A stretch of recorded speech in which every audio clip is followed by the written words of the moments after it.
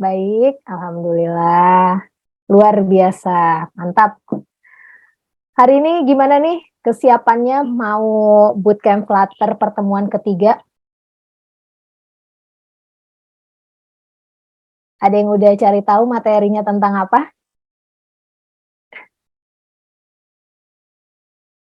Belum, nggak apa-apa kalau belum. Tenang, tenang, aman, aman, aman. Oke deh, kalau kayak gitu. Teman-teman, hari ini ada yang baru. Apa yang baru?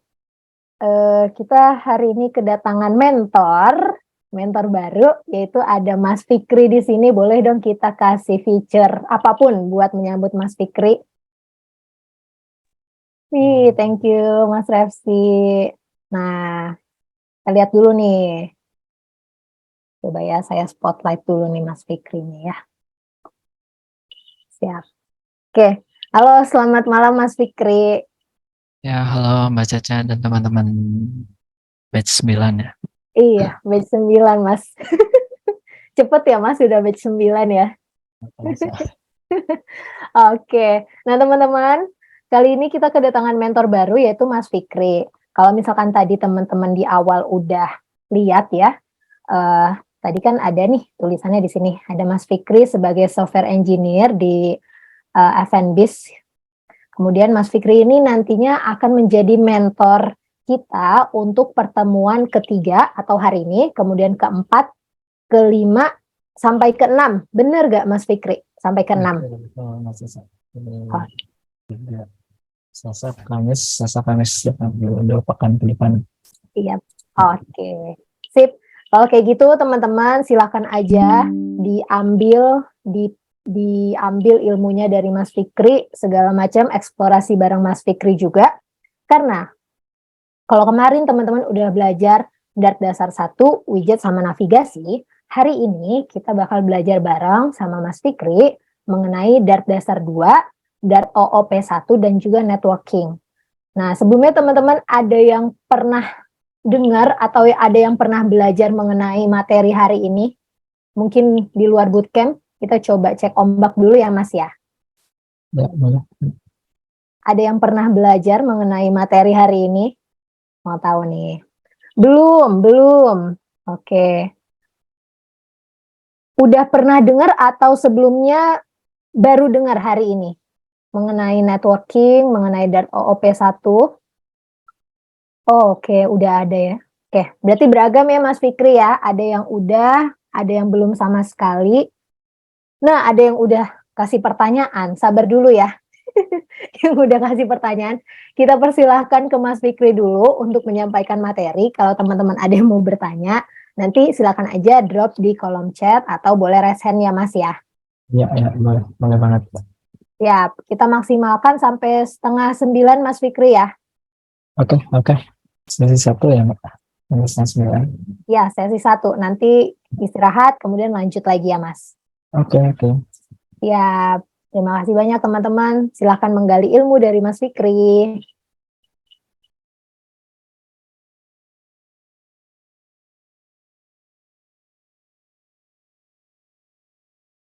Oke.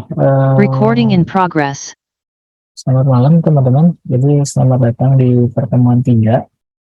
Jadi pertemuan 3 ini setelah pertemuan 1 dan 2 teman-teman belajar basic Flutter. Mulai dari instalasi mungkin sampai basic Dart, variable dan lain-lain, sampai layouting kayak gimana di Flutter itu, kayak gimana layoutingnya, terdiri dari widget apa aja gitu. Nah itu udah teman-teman pelajari kemarin, dan sekarang kita lanjut ke materi selanjutnya yang nggak kalah penting. Sebetulnya ini fundamental di Flutter dan juga semua framework front end sebetulnya. Jadi mau itu Flutter atau web front end framework misalnya React atau Vue atau mobile framework lainnya kayak native Android atau iOS native atau apa namanya React Native kayak gitu. Dan Ini salah satu materi fundamental yang bakal teman-teman pelajari mau belajar ilmu apapun gitu. Dan di Flutter ini sama istilahnya, kurang lebih yang akan teman-teman temui di bahasa pemrograman lainnya. Di sini kita bakal ketemu yang namanya Object Oriented Programming.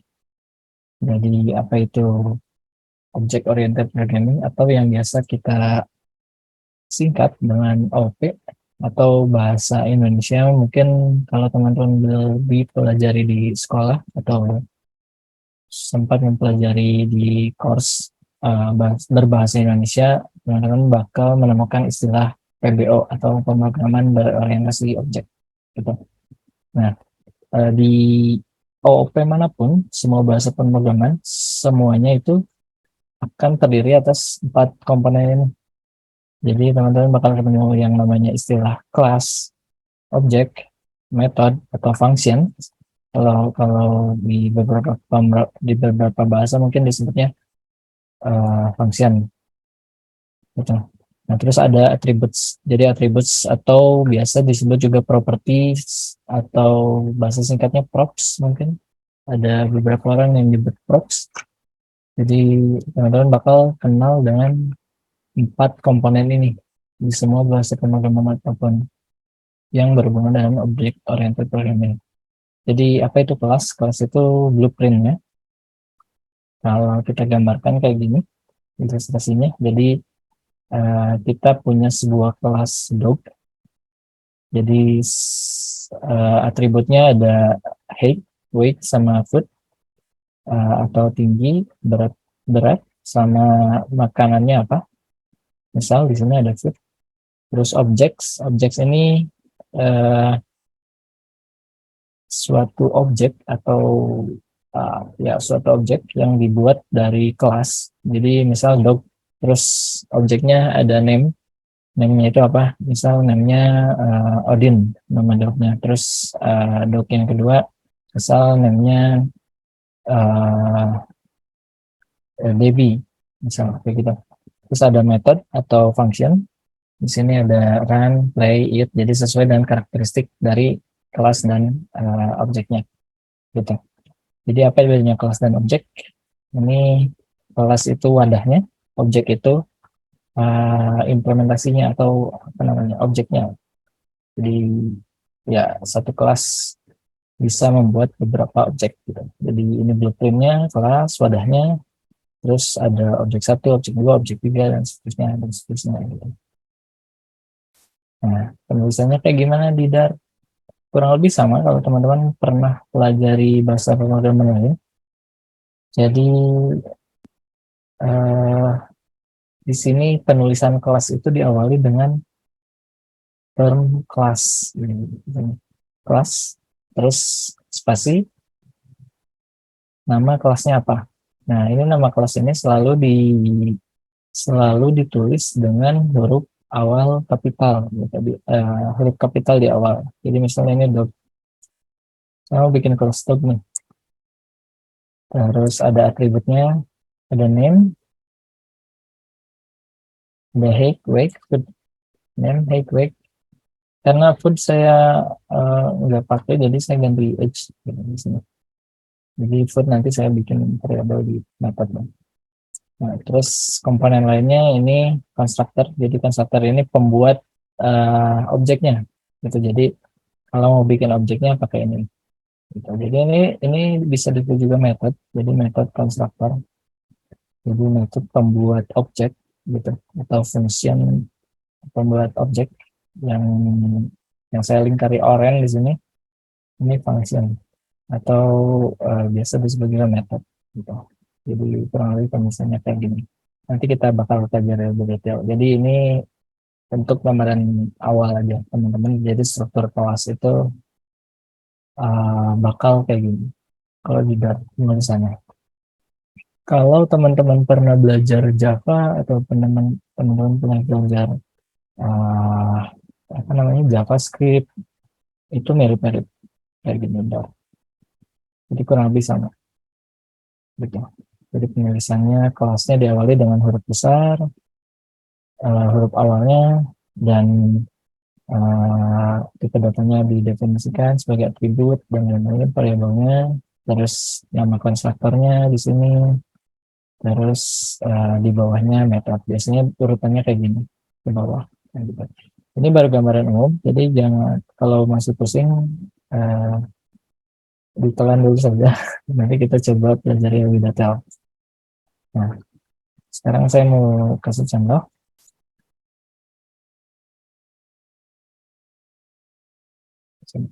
Saya dari awal aja.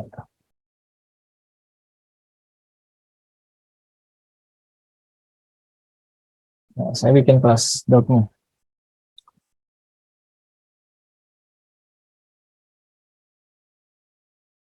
Terus saya kasih atribut nama, kasih atribut apa namanya, weight, atau ini jangan string berarti ya, karena string itu untuk teks. Kalau weight kan satuannya angka biasanya nih. Jadi karena angka kita kasih double. Kenapa double? Karena ada kemungkinan desimal kan ya. Weight, weight sama umur. Itu saya tulis age di sini.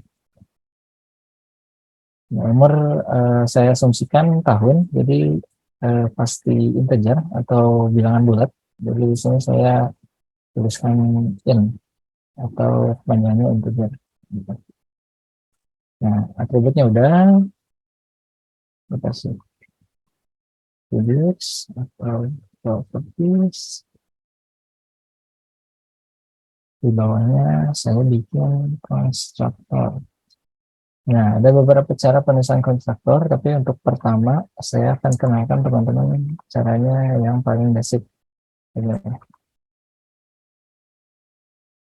Ini penulisan konstruktor yang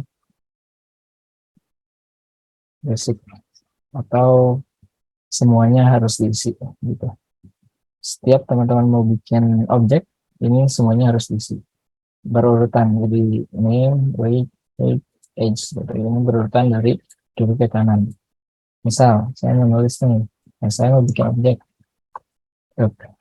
satu. Saya kasih nama misal Odin,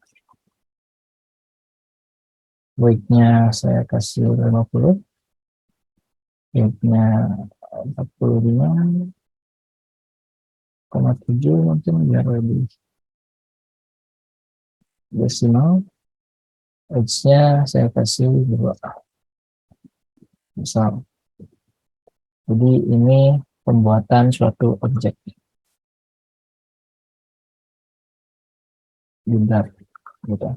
Jadi objek itu dibuat dari konstruktor. Jadi konstruktor ini jadi pembuat atau kreator dari suatu kelas atau suatu objek di dalam kelas gitu.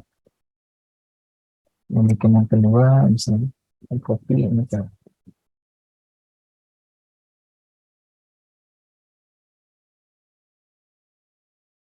Gitu, itu.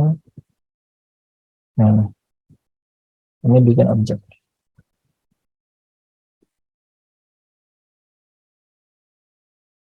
Biasanya teman-teman bakal menemukan istilah instance. Nah, instance itu sama dengan membuat objek dari suatu kelas. Jadi kalau teman-teman ketemu istilah instance jangan bingung, karena instance adalah objek yang dibuat dari suatu kelas.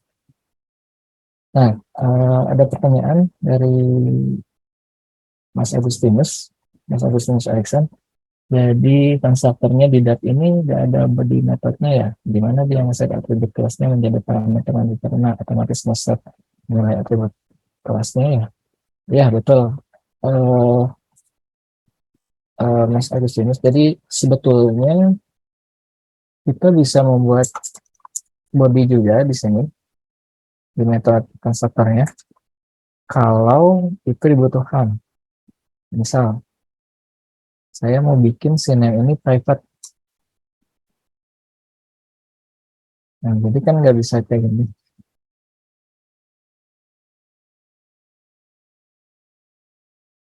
Jadi penulisannya kayak gini. Ini sama ini. Nah, gitu. Jadi body ini untuk diisi uh, sebagai konstruktornya gitu. Tapi kalau mau ada bodinya kayak gini, jadi apa ya, body konstruktor ini bakal metode yang pertama kali atau function yang pertama kali dieksekusi ketika sebuah kelas dibuat gitu. Jadi teman-teman bebas mau melakukan apapun di body ini, mau ngeprint apa, misal uh, dot is created with name misal kayak gini. Saya balikin dulu ya, sebentar.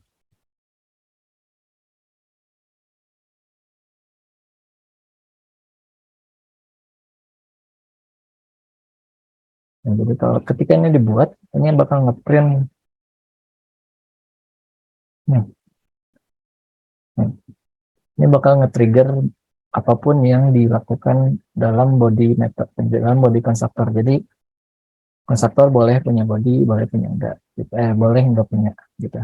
Jawabannya buat Mas Happiness. Nah, tadi dengan pertanyaan yang bagus juga, ini berkaitan dengan enkapsulasi atau istilah, teman-teman bakal kenal istilah yang namanya enkapsulasi di OOP. Atau kalau nggak mau pusing dengan enkapsulasi, teman-teman bisa menerjemahkan itu jadi private atau public, itu aja. Jadi di OOP ada yang namanya private, ada yang namanya public. Jadi kalau private, suatu properti atau suatu variabel private ditandai dengan saya gedein, ditandai dengan underscore di depan nama variabelnya. Ini ditandai dengan private, tapi nggak boleh final, nggak bisa final karena variabel private nggak bisa diisi di dalam konstruktor langsung, harus melalui uh, function atau melalui di dalam bodinya, diassign di dalam body konstruktornya. Misal kalau kayak gini, ini saya pisahin ya, atau nggak boleh ditimpanya. Nah ini penulisannya harus kayak gini,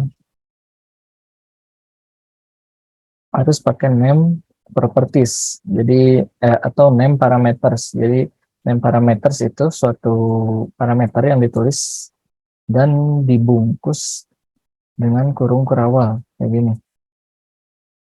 Jadi kenapa ditulis kayak gini? Saya tunjukin dulu.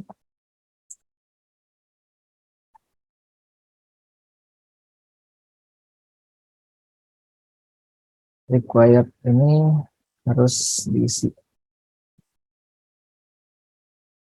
Gitu. Jadi saya tambahin apa term atau istilah required di sini di dalam kodenya. Teman-teman bakal kenal juga istilah baru di sini, required. Jadi mau nggak mau harus diisi kayak gini. Nah, isinya beda nanti. Misal saya balik lagi ke si private variable ya. Di sini ada private variable name. Bukan. Atau ya, saya bisa komen kayak gini aja. Jadi private variable ini nggak bisa diisi langsung cuma-cuma dari konstruktor. Jadi harus melalui function atau melalui yang namanya body atau ya assignment di dalam konstruktornya. Di sini untuk body oke, tapi kalau untuk penamaan pengisian private private variable atau private attribute di dalam konstruktor, teman-teman harus menggunakan titik dua variabel yang mana sama dengan apa di sini di parameternya. Jadi yang di dalam fungsi ini disebut parameter. Gitu.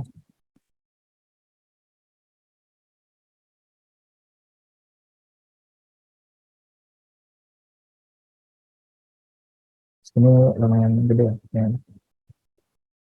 Ya.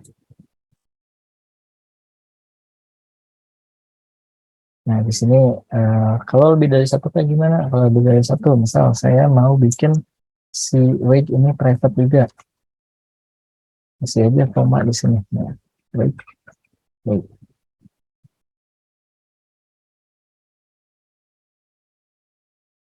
Nah, kayak gini. Nah, jadi ini bisa lebih dari satu. Ini saya, kita tahan ya. Ini kembalikan yang kedua tadi. Nah, kayak gini. Jadi ini bakal keisi dengan normal seperti sebelumnya. Tapi kalau teman-teman menggunakan kurung kerawal kayak gini atau tandanya disebut dengan name parameter, named parameter,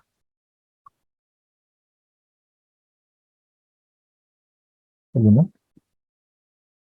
Ini ditandai dengan kurung kerawal. Nah, yang membedakan dengan tidak menggunakan kurung kerawal dan menggunakan kurung kerawal, kalau tidak menggunakan kurung kerawal, tadi teman-teman harus berurutan isinya kayak gini ya. Jadi nama, terus weight, sama age berurutan gini tanpa menggunakan apapun. Jadi dipisah dengan koma.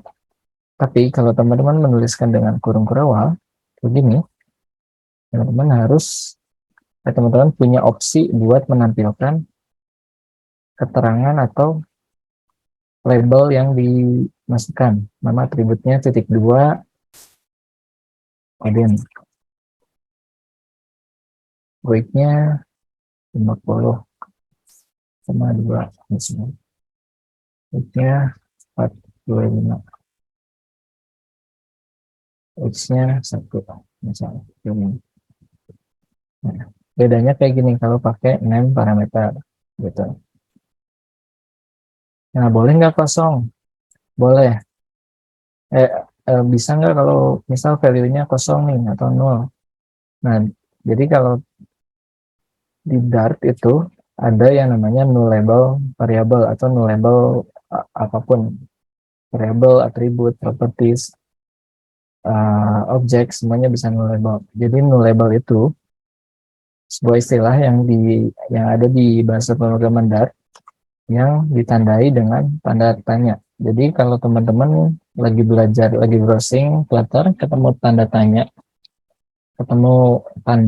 di setelah variabel, itu artinya atribut atau properti atau apapun variabel yang didahului oleh tipe data yang menggunakan tanda tanya di belakangnya, itu bisa diisi dengan nol atau tidak diisi sama sekali. Misal, kalau kayak gini, saya bisa isi ini dengan nol tanpa error.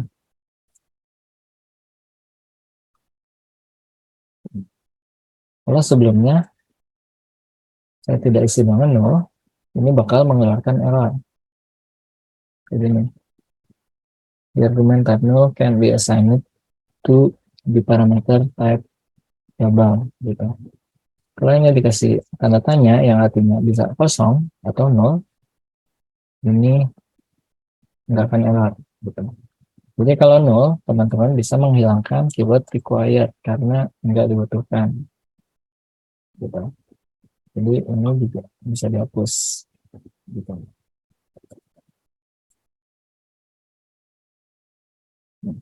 Oke.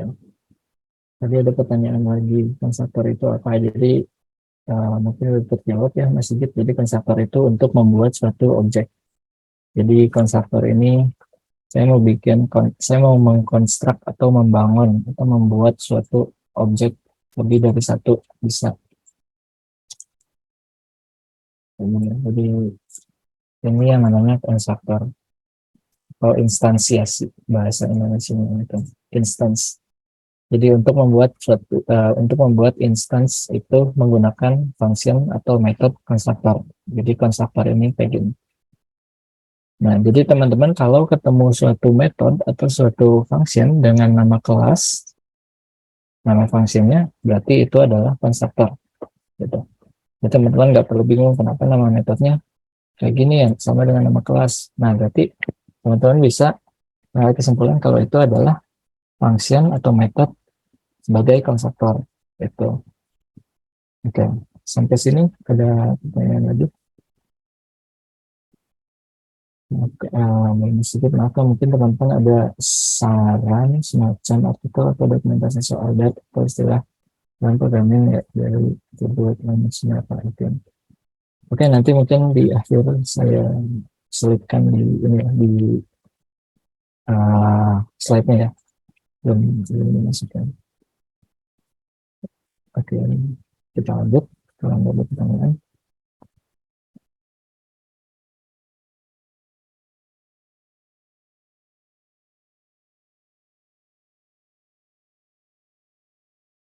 Ini saya bikin tiga objek. Jadi untuk membuat suatu objek Odin, objek baby, objek Drew. Di sini pakai konstruktor. Jadi kalau kita balik lagi ke slide, di sini, jadi objek ini bisa lebih dari satu di dalam satu kelas. Jadi objeknya bisa objek tadi, objek Odin, objek baby, objek Drew. Gitu. Oke, kita lanjut ke istilah-istilah lain. Nah, tadi kita udah pelajari yang namanya name parameters. Jadi parameters kalau dituliskan, kalau teman-teman pengen nulis parameternya ada label kayak gini. Jadi nama atribut titik dua isinya apa kayak gitu. Kalau kayak tadi kan pusing ya. Kalau kita nggak pakai ini berarti kita harus berurutan nulisnya. Kayak yang di awal tadi. Gitu. Jadi kalau yang kayak gini mau nggak mau harus berurutan. Misal di sini saya udah bikin contoh sebetulnya.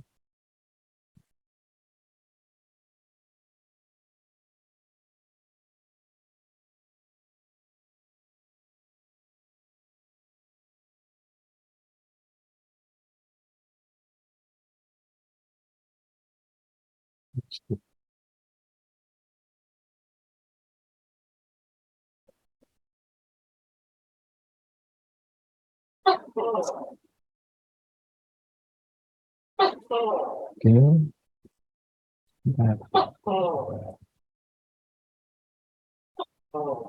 Sehingga saya udah bikin contoh masing-masing untuk function kayak gini.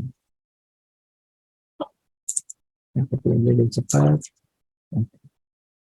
Sehingga saya udah bikin masing-masing contoh kayak gini. Misal di dalam Dart itu ada 3 jenis penulisan parameter. Jadi yang pertama itu positional parameter, ada 2, ada required sama optional. Jadi kalau required mau nggak mau harus diisi, kalau optional teman-teman nggak perlu isi, itu nggak apa-apa. Nah yang ketiga baru ada yang namanya name parameter yang tadi kita pelajari.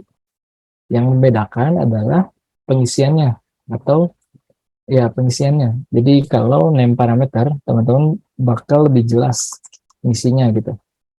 Dan nggak mesti berurutan. Jadi baik bisa di atas gitu. Kayak gini. Ini bisa di atas, name-nya bisa di bawah. Itu nggak perlu berurutan gitu. Kalau teman-teman menggunakan name parameter. Nah, di sini saya kasih contoh kalau ada yang namanya require positional parameters.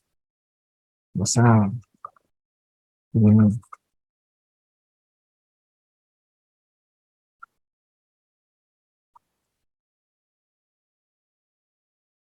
Nah, di sini saya bikin function it.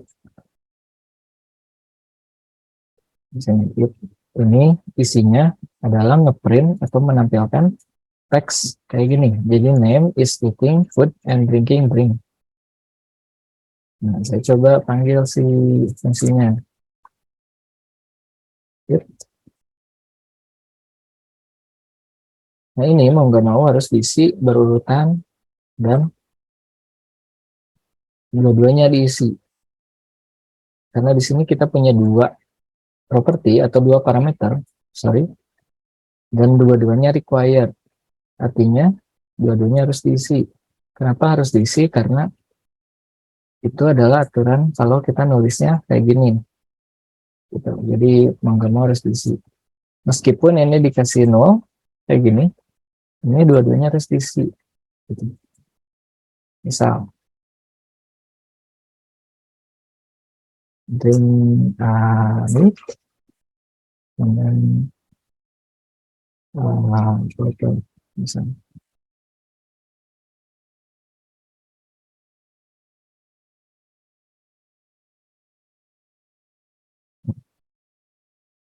Kayak gini. Odin is eating meat and drinking water. Gitu. Nah, ini boleh dikasih 0, tapi harus diisi. Jadi kan kita set 0, bisa 0 ya, si ini ya. Kita kasih tanda tanya. Artinya bisa diisi kosong.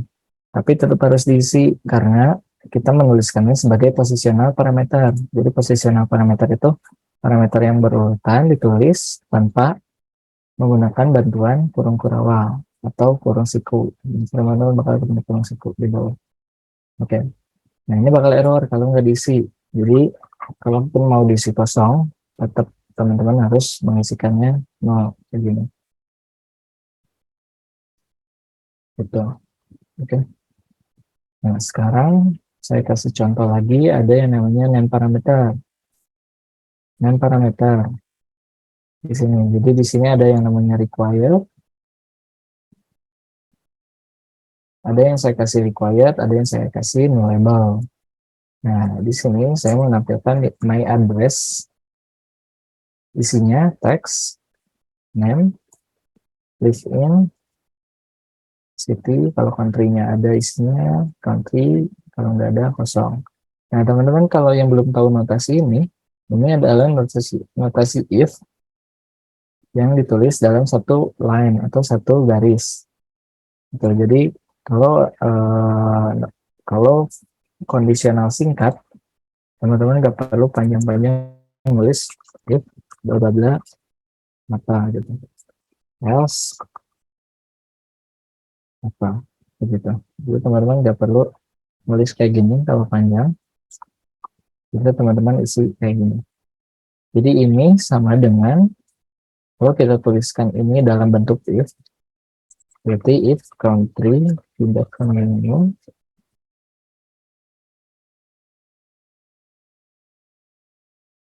ini else again. Jadi titik 2 di sini adalah else. Nah, titik 2 di sini adalah else. Tanda tanya di sini adalah if. Gitu. If pertama, terus setelah titik 2 itu else. Gitu. Jadi ini namanya ternary if. Jadi operator if yang dituliskan dalam satu baris. Kayak gitu. Nah, di sini saya coba panggil nih my address. Jadi dari sidok 1, my address.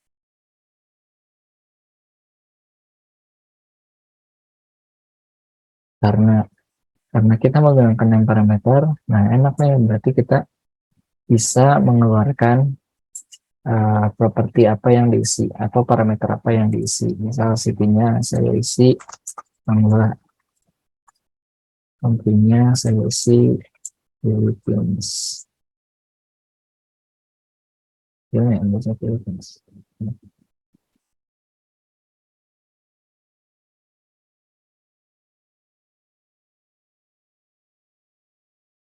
Nah, ini harus kita print.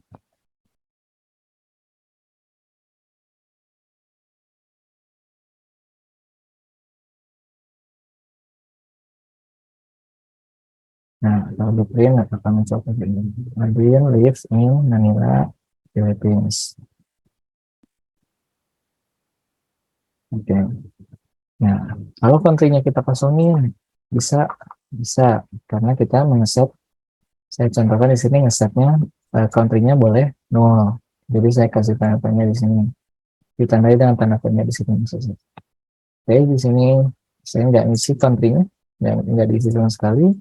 Jadi kita bakal masuk ke kondisional yang kalau kosong. Jadi nggak tanpa nulis apapun, kosong. Begini. Else, kosong. Gitu. Nah, jadi itu handlingnya. Kalau pakai name parameter, gimana kalau mau null, gimana kalau harus diisi, gitu.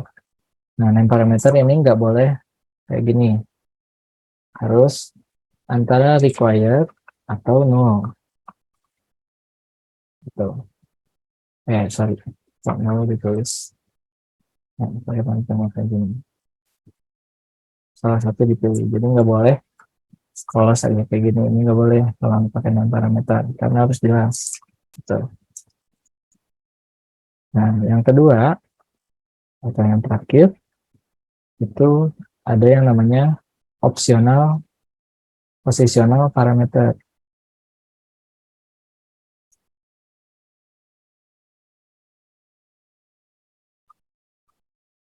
Required positional parameter with optional positional parameter. Nah, di sini saya kombinasikan nih. Jadi ada yang namanya optional parameter, optional positional parameter. Jadi parameter yang tadinya kalau required positional parameter ditulisnya kayak gini, langsung saja kayak gini dipisah koma. Nah, kalau opsional apa yang membedakan? Yang membedakan cuma ini. Ditambahi kurung siku di ujung dan di ujung kiri dan di ujung kanan dari parameternya. Misal di sini saya mau bikin city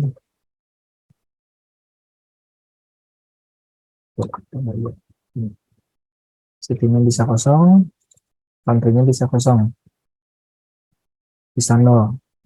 Jadi ini opsional dua-duanya, boleh dikosongkan tanpa menulis apapun. Misal, peristiwa.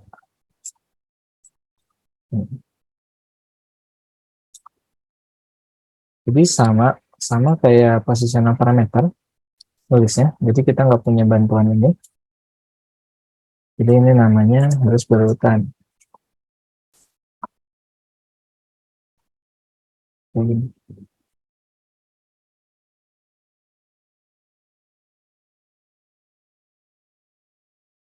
Nah, ini boleh dikosongin. Nggak akan error. Kalau yang tadi kan error ya. Kalau required positional. Nah, kalau si optional positional, ini akan error kalau dikosongin. Kenapa? Karena kita set si parameternya jadi optional. Optional positional. Gitu. Yang dimaksud positional itu adalah urutan, harus berurutan gitu. Jadi harus berurutan, city di yang pertama, country yang kedua. Bakal beda hasilnya kalau kita nulis negaranya yang di pertama atau country-nya yang pertama. Ini bakal kebalik.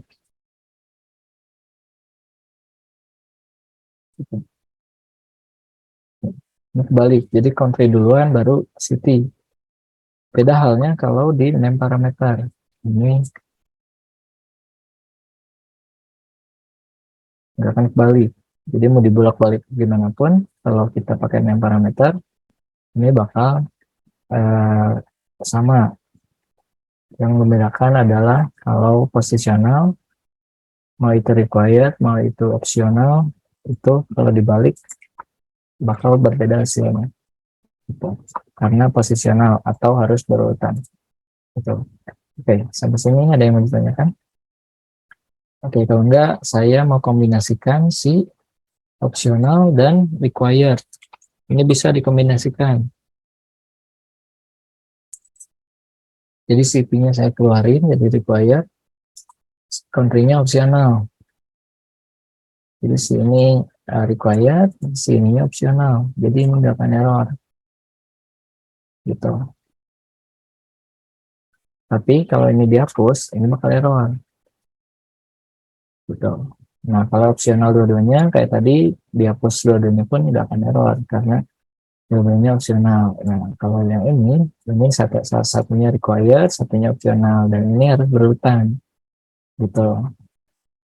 Nah, yang ketiga ada satu fitur di dalam parameter function di dat itu bisa kita isi default value kalau nggak diisi. Misal saya kasih country default value-nya Indonesia. Gimana cara nulisnya? Dikasih sama dengan. Jadi setelah penulisan tipe data, spasi nama parameternya kita kasih sama dengan. isinya apa. Nah, yang diisikan sama dengan ini itu default value kalau si country ini nggak diisi sama user atau sama developernya. Kalau misal saya panggil my address 3 nih, my address 3, saya kasih sukunya Bangkok. Nah ini kalau kita nggak isi si country-nya, sekarang kita isi dulu. My address 3 Bangkok, Thailand. Nah, kalau kita nggak diisi, ini bakal ngambil dari apa yang kita isikan di default value. Nah, kayak gini. Jadi kalau ini kosong, default value yang bakal menggantikan isinya. Gitu. Ya, kurang lebih kayak gitu. Untuk main-main dengan function dan parameter. Ada yang mau ditanyain sejauh ini? Kalau nggak ada, kita lanjut ke...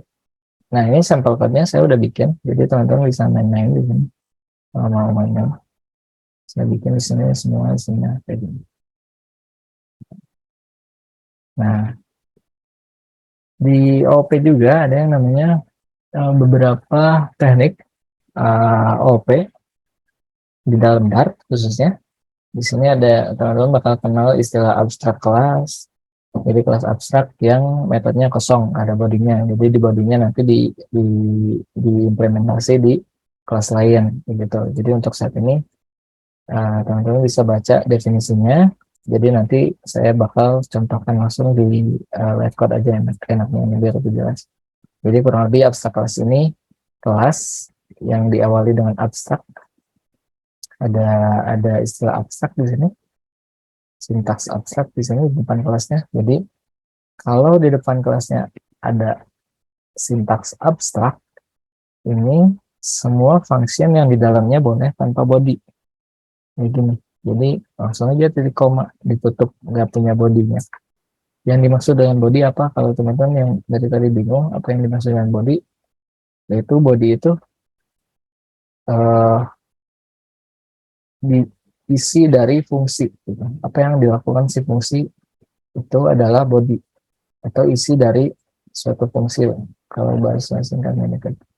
Nah ini dibungkus atau dituliskan dengan kurung kerawal. Jadi setelah nama fungsi itu langsung diisi kurung kerawal. Nah di dalam kurung kerawal ini body. Jadi kita bisa melakukan apapun di dalam kurung kerawal ini. Gitu. Mau melakukan perhitungan atau perkalian dan lain-lain sesuai fungsinya boleh gitu. Nah, oh ya saya lupa si body function kalau cuma satu baris kayak gini sebetulnya bisa kita singkat jadi kayak gini menggunakan tanda panah kayak gini. Ini untuk mempersingkat penulisan body kalau isinya cuma satu baris. Jadi kalau misal saya konversikan ini si function play, saya mau singkat nih si play ini bakal sama dengan kayak gini. Jadi ini bakal punya hasil yang sama atau isi yang sama dengan penulisan kayak gini kayak sebelumnya yang menggunakan huruf berawal gitu. Kalau ini cuma bisa dilakukan kalau isi bodinya cuma satu baris kode gitu. Contohnya kayak gini kan ini cuma satu baris ya, ini cuma satu baris. Lain halnya kalau dua baris kita nggak bisa nih kalau dua baris. Kalau dipaksain kayak gini nggak akan bisa, ini bakal error. Jadi kodenya bakal ditutup sampai titik koma pertama yang ditemukan oleh fungsinya gitu. Jadi kodenya akan berhenti sampai di sini, ini nggak akan masuk gitu. Kalau lebih dari satu baris ya terpaksa kita mau nggak mau harus pakai kurung awal aja, nggak usah ambil pusing saya pengen meningkat jadi satu baris gitu. Oke. Oke, kurang lebih sekitar fungsi udah, kita lanjut ke teknik-teknik OP. Ini teknik yang cukup fundamental juga dan bakal sering kita pakai di Flutter nantinya. Khususnya yang berhubungan dengan data dan optimalisasi widget ya. Kurang lebih kayak gitu. Tapi lebih ke data mungkin, main-main dengan data dan lain-lain. Jadi abstrak kelas kurang lebih kayak tadi, kelas yang isi fungsi-fungsinya itu kosong, nggak punya body gitu. Jadi langsung ditutup pakai titik koma setelah deklarasi si ini parameternya gitu. Nah, yang kedua ada istilahnya polymorphism. Jadi polymorphism ini suatu teknik untuk eh, apa namanya menyerupai, kalau bahasa harfiahnya mungkin menyerupai, atau kalau bahasa namanya mungkin menggunakan suatu fungsi atribut dari si abstrak. Atau dalam bahasa pemrograman lain mungkin teman-teman bakal ketemu istilah interface. Jadi interface sama dengan abstrak kalau di dalam Dart gitu. Jadi di Dart ini nggak ada yang namanya penulisan interface. Jadi interface itu sama dengan atau uh, ya equal abstrak kelas gitu. Jadi kalau teman-teman ketemu interface, oh berarti yang dimaksud kalau mau nulis di Dart harus pakai abstrak kelas gitu. Nah, polymorphis, apa itu polymorphis? Jadi kelas yang mengimplement si abstrak kelas. Jadi yang tadi metodenya pada kosong atau fungsinya pada nggak ada bodinya, nah bodinya diisi di kelas yang mengimplement si abstrak gitu. Jadi ini yang namanya teknik polymorphism gitu. Jadi istilahnya polymorphism. Jadi ini cukup uh, saya juga nggak banyak pakai istilah ini. Sebetulnya lebih senang pakai istilah implementasi atau lain-lain. Implementasi atau uh, ya lebih implementasi bakal sering saya pakai sih kalau buat teknik kayak gini. Jadi polymorphism emang uh, jangan dipakai istilah ini. Tapi yang dimaksud polymorphis kalau teman-teman ditanya itu kayak gitu. Jadi implement dari body yang kosong di abstrak di dalam polymorphis dengan cara mengimplement dan fungsinya nanti di override di sini. Jadi ini bisa dipolymorphis oleh banyak kelas. Jadi nggak cuma satu kelas ini. Misal ada newsfeed repository, terus ada misal news apa repository gitu. Implementnya sama ke sini. Tapi bodinya beda. Nah, itu bodinya isinya bisa beda gitu. Terus ada juga di Dart ini yang namanya mixin. Jadi mixin ini uh, untuk apa ya, menggunakan kembali atau biar lebih clean kodenya atau lebih bersih, itu kita bisa menggunakan atau memanfaatkan mixin. Misal di sini ada mixin, uh, di sini saya contoh animal kelas utamanya.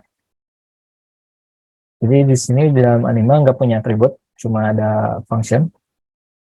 Jadi kelas pun nggak mesti harus punya atribut dan konstruktor gitu. Konstruktor itu harus ada kalau punya atribut. Tapi kalau kelas nggak punya atribut itu nggak apa kalau nggak pakai konstruktor gitu. Jadi cuma function uh, masih bisa disebut kelas gitu tanpa atribut. Kalau cuma punya function aja. Nah di sini misal animal ada function atau method breed. Jadi isinya cuma print ini aja. Nah, si di sini misal si cat, saya bikin kelas cat extends animal. Jadi ini adalah kepanjangan atau turunan dari animal. Misal ada cat, ada bat, ada snake. Jadi ketiganya adalah turunan dari animal gitu. Di sini pakai istilah with untuk bikin mixin gitu. Ini lebih enaknya dipraktekin sih nanti. Biasanya kalau di Flutter teman-teman bakal ketemu mixin itu kalau teman-teman main sama animasi biasanya. Itu bisa teman-teman explore sendiri kalau mau main dengan animasi. Itu biasanya ketemu dengan with istilah with ini. Jadi kalau teman-teman ketemu istilah with, nggak usah ambil pusing, berarti itu yang dinamakan mixin. Jadi dalam mixin ini teman-teman bisa menggunakan apapun yang ada di dalam mixinnya. Oke, Oke, jadi ini introduction aja. Jadi nanti teman-teman lebih detailnya bisa pelajari. Terus di Dart juga ada yang namanya enum atau enumeration kepanjangannya. Jadi tipe data atau biasa disebut konstan untuk status atau ya tipe konstan daripada teman-teman pakai string gitu ya. Jadi bikin 4 string, teman-teman bisa aja pakai enum gitu biar lebih jelas dan lebih rapi penulisannya. Status non running stop pause kayak gitu. Jadi konstan, status konstan yang gak bakal berubah-ubah daripada teman-teman bikin misal non sama dengan 1, running sama dengan 2, stop sama dengan 3 itu pakai integer misal. Daripada nulis panjang-panjang, teman-teman bisa nulis enum. Jadi nanti dipanggilnya status dot non, status dot running, status dot stop, status dot pause begitu. Nah, enum nanti bakal sering juga dipakai di Dart. Biasanya dipakai buat loading. Jadi kalau loading, misal status loading, loaded, atau loading error, kayak gitu. Misal kayak gitu biasanya kurang lebih kayak gitu penggunaan yang paling basic. Jadi enum teman-teman bisa pakai juga. Nah, inheritance tadi udah ada sedikit contoh. Jadi inheritance ini turunan. Jadi subkelas dari kelas parentnya atau kelas orang tuanya, turunannya gitu. Jadi misal di sini ada saya kasih contoh kelas developer extends people. Jadi turunan dari people bisa juga sebuah developer atau seorang developer. Sorry, ada developer ini dan di dalam people misal ada birthday, fungsi birthday. Nah, birthday ini bisa dimodifikasi sesuai apa yang mau developer gitu. Nah, sesuai yang dimiliki atau sesuai umur yang dimiliki developer maksudnya. Gitu. Nah, kayak gini tadi. Jadi kelas cat extends animal. Jadi inheritance itu ditandai dengan extends. Jadi misal di sini ada breed. Jadi dalam sini juga bisa di override breednya diganti jadi breeding atau apa gitu. Nanti teman-teman bakal pelajari juga. Lebih detailnya nanti sekalian kita yang belajar networking. Enumeration, inheritance, sama static ini juga bakal teman-teman temui juga, sering temui nantinya. Jadi static bisa dipakai di variabel atau di function atau method kayak gini. Ini contoh penggunaannya di method. Ini static penggunaannya kayak gini. Jadi keyword yang di depan return dari variabel dari function itu misal return dari function ini bool ya. Terus kita kasih static, langsung jadi ya berubah jadi static. Apa yang membedakan dengan static tanpa nggak static? Jadi kalau static kita nggak perlu bikin objek dulu, jadi bisa langsung aja dipanggil. Nanti lebih jelasnya kita coba langsung live code sekalian yang networknya. Ya static. Nah ini implement sama extends. Tadi kita ketemu implements. Nah ini ketemu implements ya. Jadi polymorphis itu menggunakan implementasi atau implements dari abstract.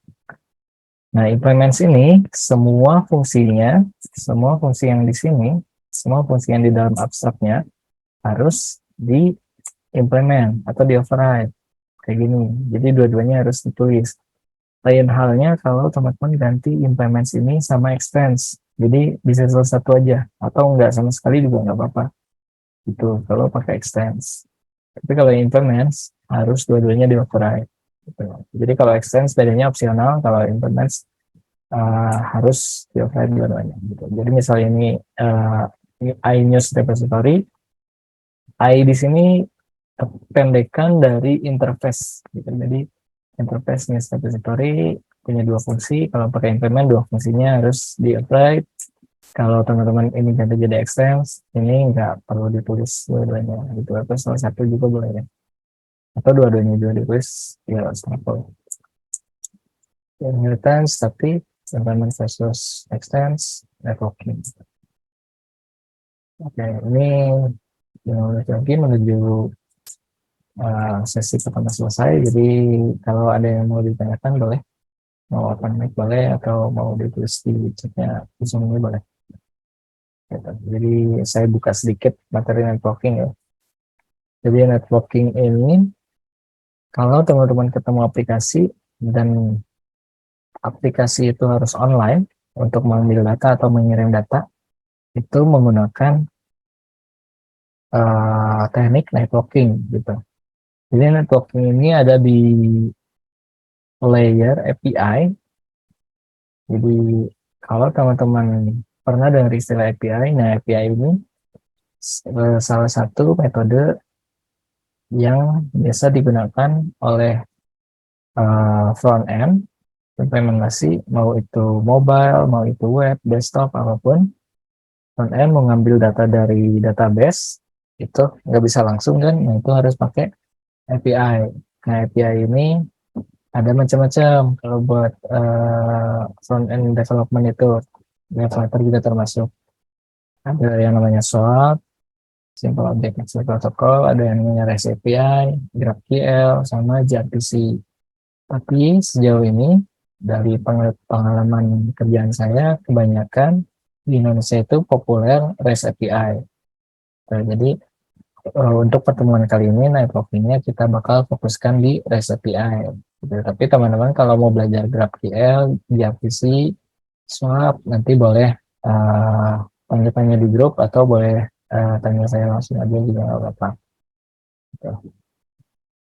Jadi saya bakal fokuskan di pertemuan networking kali ini, kita bakal fokus ke REST API karena ini yang paling banyak dipakai di mungkin mayoritas di Indonesia semuanya pakai REST API. Dan untuk perusahaan-perusahaan yang developernya Teknik networking API-nya pakai REST API. Jadi REST API ini kan dari Representational State Transfer. Gitu. Jadi ada beberapa metode dalam REST API. Ada get, post, put, delete, fetch. Jadi get itu buat ngambil data, post itu buat ngirim data, put juga sama ngirim data, delete buat ngapus data, fetch buat ngirim data juga. Apa yang membedakan post, put, dan fetch? Kalau post itu apa namanya, create biasanya berhubungan dengan yang namanya create data. Misal saya mau bikin akun, itu biasanya pakai post, create account gitu. Kalau saya mengedit itu pakai put. Jadi edit account, tapi semua semua propertiesnya atau semua atributnya di edit itu baru pakai put. Nah kalau pakai patch, saya cuma ngedit satu properti aja atau satu atribut aja. Misal saya mau ngubah nama aja, itu pakai patch. Nah kalau put, misal objeknya kayak tadi ada dog, itu ada name, misalnya ada name, ada height, weight, age. Nah kalau semua diedit itu pakai put gitu. Tapi biasanya ada beberapa backend developer di Indonesia juga biasanya jarang pakai put, delete, patch gitu. Jadi mereka biasanya pakai get sama post aja gitu. Jadi karena post ini bisa bisa mengimplementasikan put, delete, patch di dalamnya gitu. Tapi bagusnya sebetulnya kalau teman-teman mau mendalami backend development, itu teman-teman harus disiplin juga penggunaan metode ini. Jadi get itu khusus get data, post itu khusus create data, put itu khusus edit data, tapi semua semua atributnya diedit, delete itu khusus ngapus data, kalau patch edit data tapi salah satu atau enggak semua lah itu. Gitu. Oke.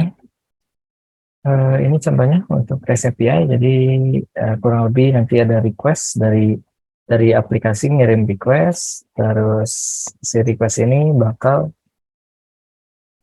nembak atau bakal nge-call atau manggil API yang di istilahnya API, jadi jembatan antara aplikasi dan backend gitu, dan database maksudnya. Jadi backend itu service dan di dalamnya ada database. Jadi kita nggak bisa langsung ke database, harus lewat API atau backend service gitu. Nah, jadi teman-teman kalau ketemu istilah API itu kurang lebih buat langsung teman-teman mindsetnya langsung buat ngambil data atau ngirim data gitu keluar atau ke dalam aplikasi. Mau itu dari resource-nya, mau dari internet, mau dari uh, apa namanya aplikasi lain gitu, itu harus dari melalui API. So, jadi API ini biasanya representasi yang data yang kita terima biasa direpresentasikan dengan JSON atau XML. Biasanya jarang sih di Indonesia pakai XML, kebanyakan JSON. Gitu. Oke, saya rasa untuk sesi 1 cukup, jadi kita lanjut nanti di sesi kedua untuk pembahasan networking lebih detailnya sama live code-nya sekalian. Gitu, saya kembalikan ke Mbak Caca. Oke, Mas Fikri, terima kasih banyak untuk sesi 1-nya. Jadi teman-teman boleh dong kasih reaction dulu. Teman-teman tadi kan kita udah belajar tentang struktur OOP ya, benar ya. Kemudian juga tadi Mas Fikri udah jelasin jenis-jenis functional parameters ada 3 ya teman-teman. Ada name parameters, kemudian ada required, dan juga tadi ada optional positional. Nah, kemudian tadi juga masuk di networking. Cuma teman-teman kita fokusnya di REST API ya teman-teman. Berarti ini nanti final project-nya ini ya Mas, aplikasinya dinamis ya Mas ya? Ya, menggunakan API-nya, implementasinya REST API nanti. Oke, Ya. siap. Siap-siap ya teman-teman ya, nanti detailnya seperti apa. Tapi jangan khawatir, jangan pusing dulu. Kita break dulu ya, supaya teman-teman otaknya bisa lebih plong. Kalau ada yang mau ditanyakan, boleh banget tulis di kolom komentar. Kita break 10 menit, balik lagi jam 20.41 ya. Oke, terima kasih banyak Mas Fikri dan teman-teman. Selamat break.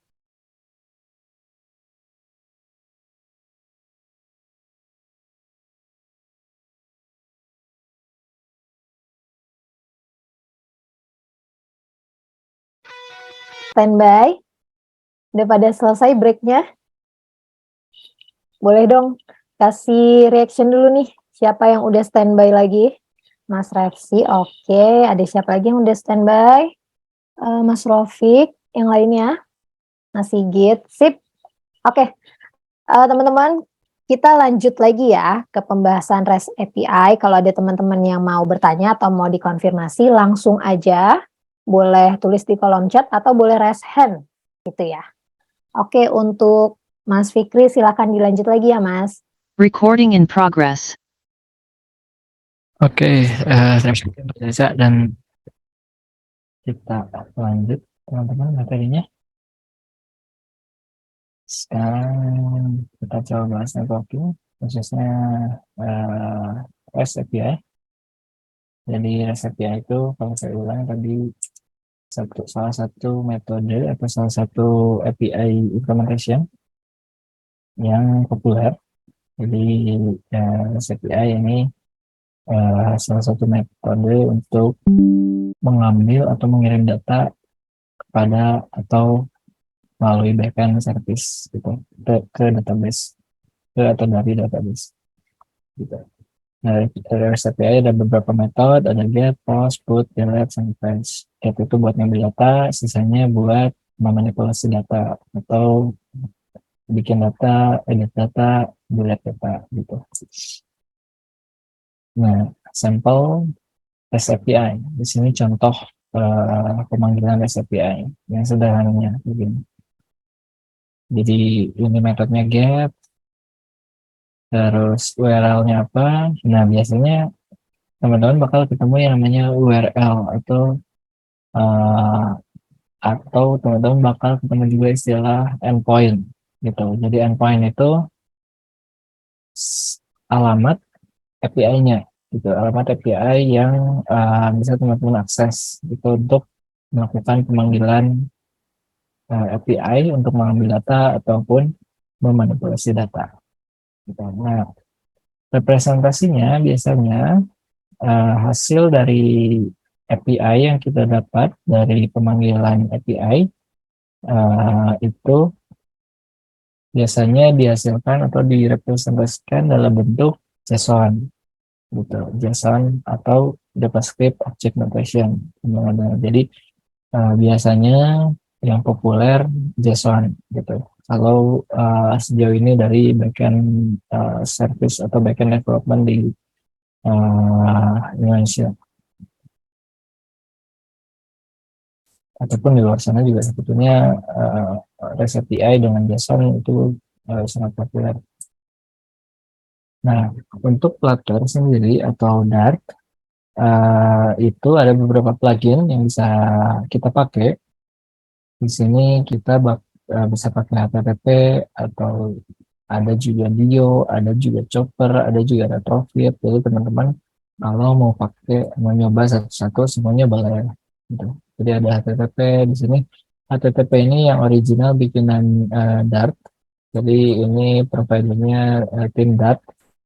Jadi tim Dart bikin sendiri yang namanya HTTP ini khusus untuk REST API implementation gitu. Nah, ada juga Dio. Ini Dio bukan bikinan komunitas gitu. Bikinan komunitas seputar China Club.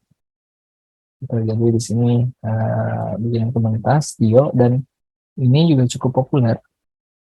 Dio. Terus Chopper juga ini cukup populer. Ini bikinan komunitas juga. Terus ada Retrofit. Nah, Retrofit ini kalau teman-teman yang pernah main-main dengan Android development atau Android native menggunakan Java atau Kotlin, teman-teman bakal cukup familiar dengan istilah ini. Jadi Retrofit ini salah satu library juga atau plugin yang bisa kita pakai untuk REST API implementation. Gitu. Nah, untuk kali ini, untuk di batch ini, saya mau fokus di penggunaan Dio karena Dio yang saya rasa paling populer dan cukup mudah sintaksisnya gitu, jadi nggak terlalu ribet dan nggak terlalu sulit untuk belajar. Jadi kita coba belajar Dio untuk API implementation. Oh ya, kalau teman-teman ada pertanyaan di tengah-tengah boleh ini aja tulis saja di chat atau open mic langsung juga boleh ya. Mas, mau nanya dong. Oh boleh. Untuk REST API ini kan biasanya kalau di program online kan hasil request itu bisa dijadiin modal ya. Ya, betul. Di sini juga bisa kan harusnya ya? Ya, bisa. Jadi, Atau apakah stepnya semudah kita cukup buat modelnya terus atributnya disesuaikan sama balikan JSON-nya gitu? Atau Ya. apakah ada tambahan lain? Ya, kurang lebih sama mirip kayak gitu. Jadi di sini berhubungan dengan slide selanjutnya, jadi ada model, kita perlu bikin modelnya untuk ngeparsing, istilahnya ngeparsing JSON biar ini dikenali atau sangat mudah untuk dikonsumsi di Dart. Jadi kita istilahnya kita konversikan ini ke Dart. Gitu. Jadi ada beberapa cara yang teman-teman bisa lakukan. Bisa bikin manual, bisa menggunakan plugin yang disediakan sama IDE. Kalau teman-teman pakai VS Code, saya biasanya pakai ini, Dart Data Class Generator, atau kalau teman-teman pakai Android Studio, teman-teman bisa pakai ini juga.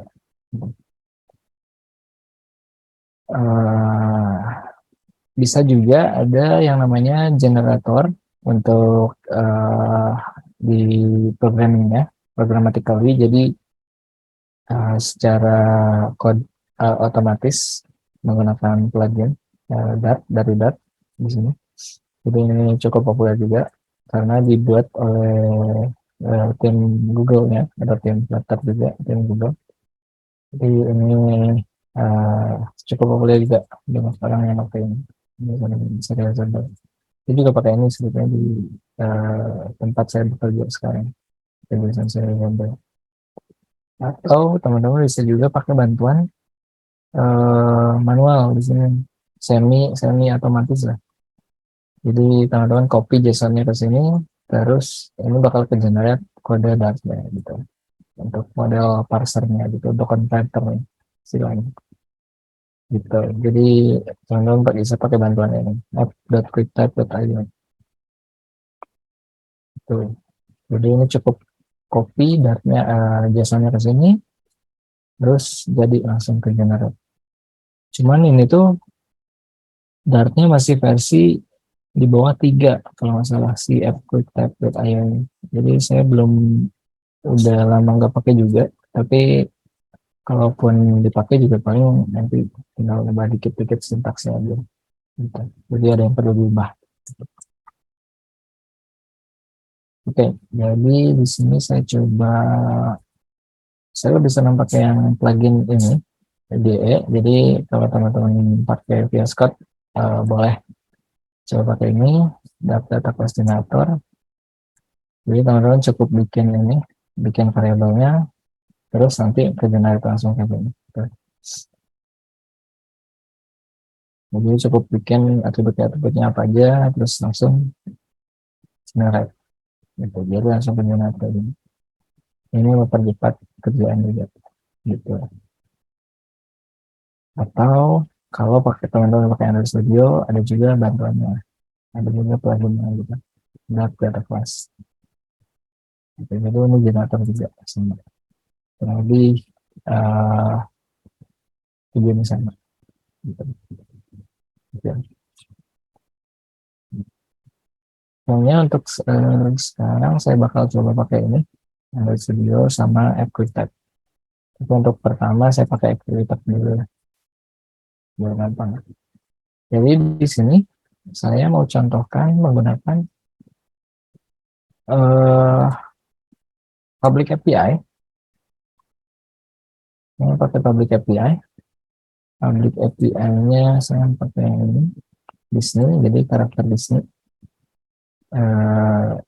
Ada list karakter Disney di sini. Jadi API return-nya itu list dari karakter Disney sama gambarnya gitu. Misalnya ini Abigail Markham, ada gambarnya. Jadi saya menampilkan ini di dalam aplikasi. Jadi namanya ini sama image-nya. Jadi yang mau saya tampilkan cuma nama sama image URL. Gitu. Hal yang pertama kita lakukan dalam membuat API, di sini kita perlu membuat model. Sini saya udah bikin model sih dari QuickType, tapi saya coba dari nol. Nah, pertama-tama teman-teman harus lihat struktur JSON-nya, ada apa aja. Ini saya copy dulu ya, biar jelas.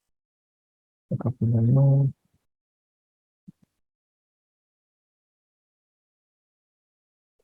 JSON keyword.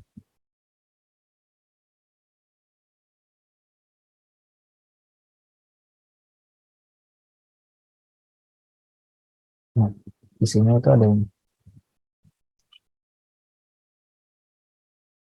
ada films, short films, TV show, video games, participation, allies, enemies, ID, name, image URL, gitu. Tapi saya cuma pengen ini aja deh.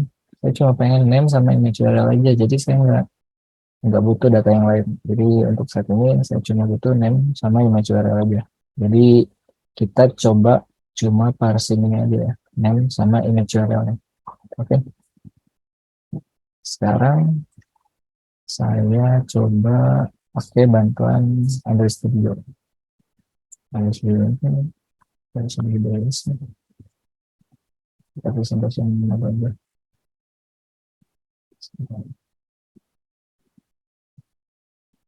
Presentation mode. Oke, ini cukup. Nah, jadi saya mau bikin model baru, nama modelnya Disney Characters Response. Kenapa response? Karena ini adalah responsnya.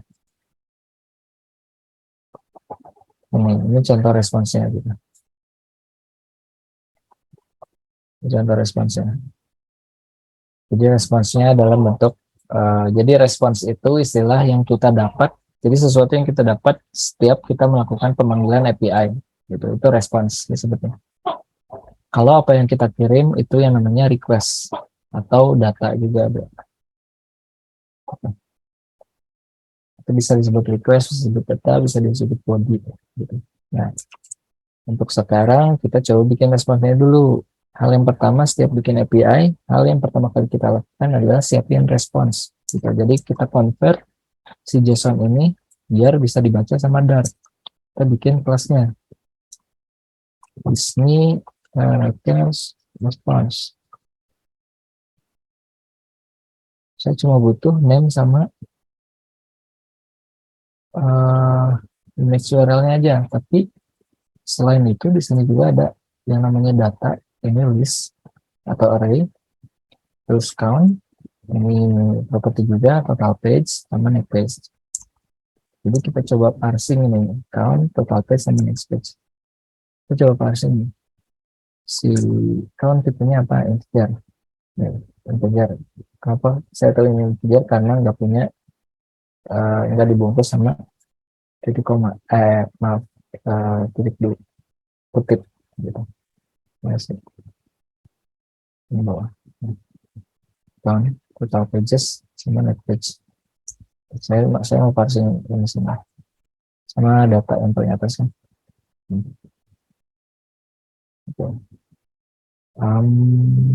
String, sorry, here, now, and total page, and string, next page. Sama di sini ada data yang isinya objek, jadi list dari objek. Nah, objek ini saya mau kasih nama karakter data. Gitu. Berarti kita bikinnya karakter data. Dan ini nggak apa-apa, kita diamin aja error. Karena di sini kita bikin karakter data. Ini saya namain ini nih, karakter data ini buat namain ini. Jadi semua yang di dalam data ini kan list ya, lebih dari satu ya, lebih dari satu ya. Jadi setiap objeknya saya bikin kelas, ini objek, ini objek, ini objek, ini objek. Nah, saya bikin kelas baru nih, namanya karakter data. Nah, buat ngeparsing objeknya gitu. Nah, ini langsung oke. Name, saya yang mau bikin saya mau parsing cuma name sama image URL. Nah, ini string karena pakai ada tanda titiknya. String name sama string image URL. Oke. Nah, kalau kita udah terinstall plugin ya, nanti kalau teman-teman pakai VS Code, munculinnya pakai alt insert gitu buat munculin ini data class section. Jadi ini bakal muncul semua kalau teman-teman udah install plugin product. Klik data class section, oke, langsung ke generate semua. Tuh. Ini nggak ada yang perlu diganti, paling cuma ngegantiin terus net ini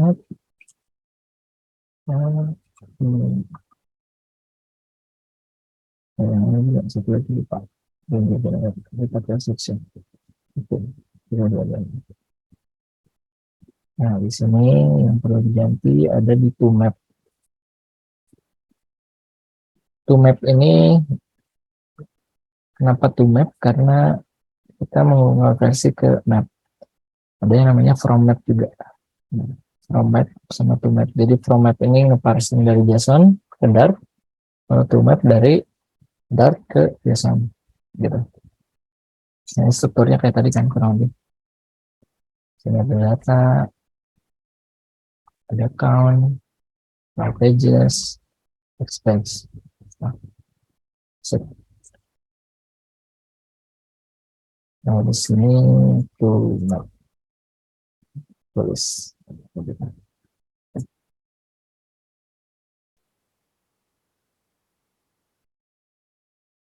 Ini kuning ini. Ini disarankan dari Dart Analyzer. Mau pakai VS Code atau Android Studio sama aja.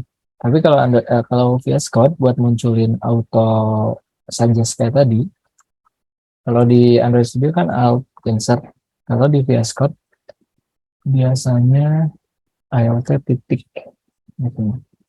Mau itu Mac atau Windows kalau nggak salah sama deh.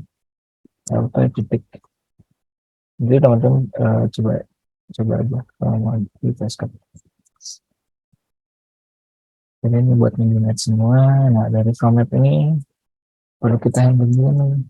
Ini mau gini. Biasanya terus karakter data from data. Biasanya kayak gini. Gitu. Di sini oke udah clear. Ini oke kita udah punya respons. Kita udah punya respons. Hal yang kedua kita lakukan adalah URL-nya yang mana yang kita pakai. Nah, kita mau pakai yang ini. WPS tidak karakter. Nah, buat ngetes teman-teman bisa pakai yang namanya aplikasi Postman. Gitu. Mungkin beberapa teman-teman di sini ada yang pernah coba Postman. Jadi Postman ini buat ngetes API. Sama bikin kontak ini. Kalau desain ini bakal merespons ke gini.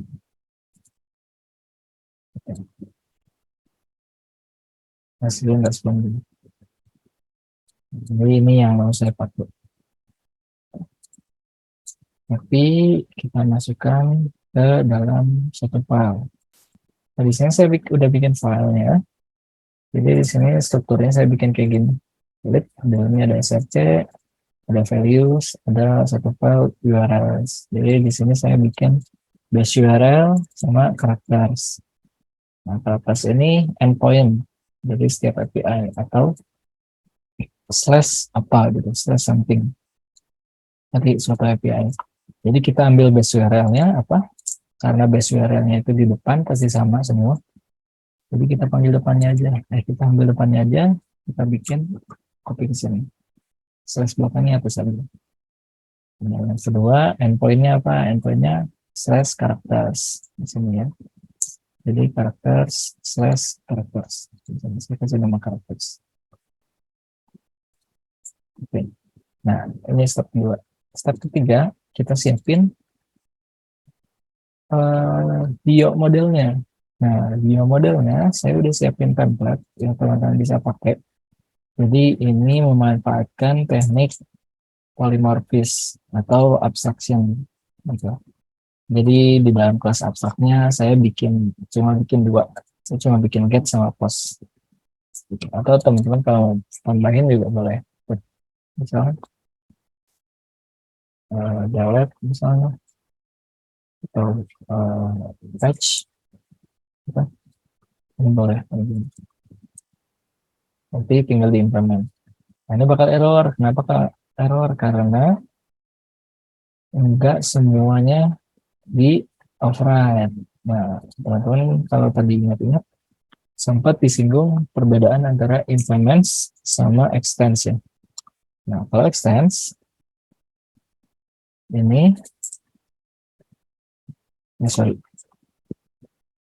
kalau extends atau implements bedanya itu kalau implement semuanya harus di-implement si metodenya. Tapi kalau extends, ini enggak semua. Tapi saya lupa ngasih tahu kalau yang di-implement atau di-extend itu abstrak, semuanya tetap harus di-override. Gitu. Terus diisi bodinya maksud saya. Jadi override ini untuk mengisi body dari function-function yang ada di abstrak.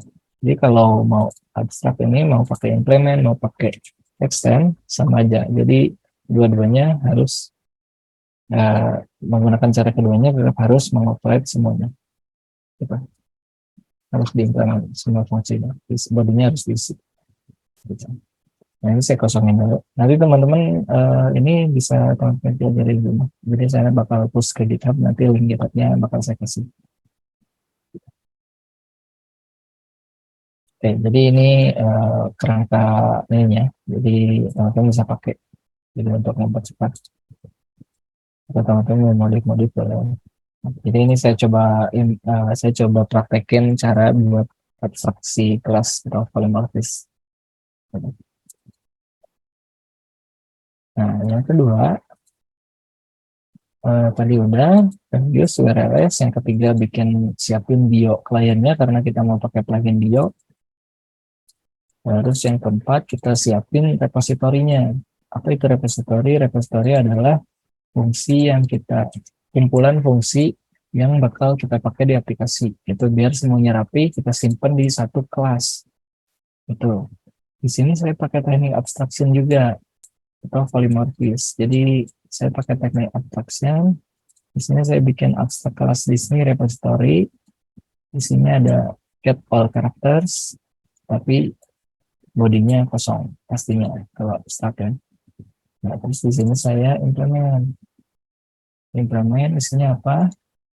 Nah, isinya di sini repository IMPL. Saya kasih tanda IMPL di sini yang menandakan bahwa ini adalah implementasi dari abstract kelas di sini repository. Jadi kurang lebih stepnya kayak gitu. Jadi yang step selanjutnya yang keempat, teman-teman siapin repositorinya. Ini kumpulan fungsinya. Kalau misal teman-teman nggak cuma get all characters, teman-teman lihat nih di API-nya ada apa aja. Ada get all characters, ada get one character di sini, get one character, ada filter characters gitu. Ada 3 fungsi. Kalau pakai yang REST, kayak GraphQL sana ada. Bedanya cuma metodenya. Jadi saya siapin aja ya. Get one character, ini string, required, string. Saya lebih senang penulisan parameter kayak gini sih, pakai name parameter biar ada labelnya gitu. Jadi nggak harus penulisan juga. Filter, nah ini ada parameternya nih, ID, endpoint, di karakter endpoint slash ID. Jadi misal kita tambah slash dari postman, slash 308, langsung responnya langsung 1, objek si objek karakter data, nah, gitu. Sip. Jadi saya sisipin ini jadi string. Ini harus yang sorry, ID. Atau mau pakai ini juga boleh sih. Nantinya juga bakal jadi string. Ini kita pakai string aja. Sama satu lagi tadi ada apa? Ada filter characters. Nah di sini ada param infonya. Beda nanti implementasinya ya. Saya contohin. Di sini ada param name. Ini string ya. Apa yang dicari filter. Filter characters. String. Keyword ya. Keyword. Nah ini kita implementasi di sini. Error, itu misalnya try ALT, enter. Atau kalau di VS Code atau di Flutter nanti bakal muncul lampu gini nih, lampunya bisa teman-teman klik.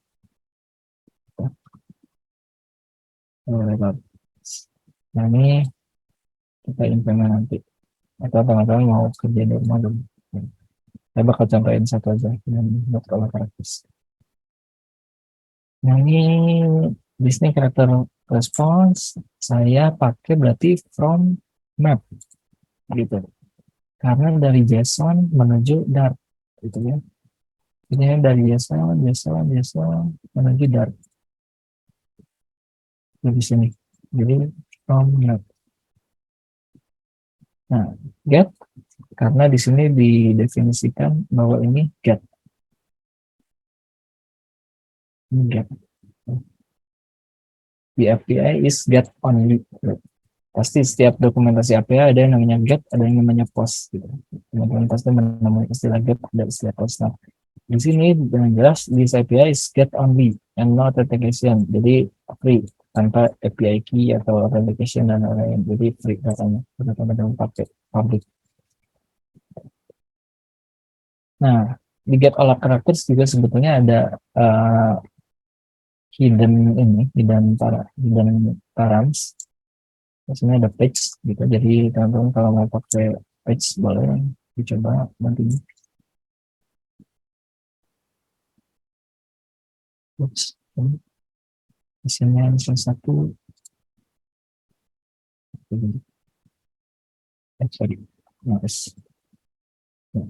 Page 2-nya apa? Page 3-nya apa? Jadi ini nggak nampilin semua karena bakal banyak, berat banget. Jadi setiap API biasanya ada yang namanya pagination. Nah, pagination ini 1, 2, 3 biasanya gitu. Nah, itu juga teman-teman ketemu kan tadi ada yang namanya total page. Jadi total page sini ini count 50 data per page gitu. Ada di sini ada 50 data tuh. 49 dari 0 mulainya kan. Nah, ternyata total page-nya 49. Jadi teman-teman kalau mau belajar pagination boleh nanti cari keywordnya karena itu materi yang lumayan advance juga. Kalau mau tanya-tanya juga boleh, nanti di grup aja. Karena nggak akan kita cover di materi ini. Oke, untuk mempercepatkan waktu, jadi saya udah bikin ininya.